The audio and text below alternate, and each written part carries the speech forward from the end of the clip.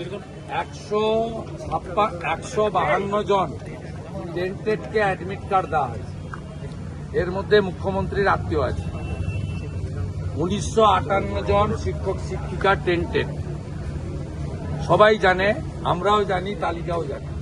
1806 নাম ঘোষণা করেছে, আর 152 জন টেন্টেডকে পরীক্ষায় বসাচ্ছে। ত্রুটিযুক্ত পরীক্ষা, প্রশ্ন বিক্রি হয়েছে, প্রশ্ন বিক্রি হচ্ছে, এবং কালকেও সেন্টার প্রতি অর্থের বিনিময়ে তৃণমূলের লোকেরা সাথে পুলিশকে নিয়ে একটি প্রহসনের পরীক্ষা 9 বছরের পরে করতে চলেছেন। এর ফল অশ্বডিম্ব। নিয়োগ দুর্নীতিতে দাঁড়ান মমতাকে, একটাই স্লোগান, প্রতি বছর এসএসসি হবে, প্রতি বছর প্রাইমারি হবে, ওএমআর সিটে পরীক্ষা হবে, ওএমআর পদ্ধতি চালু হবে, কার্বন কপি বাড়ি নিয়ে আসবেন, আনুন বিজেপি।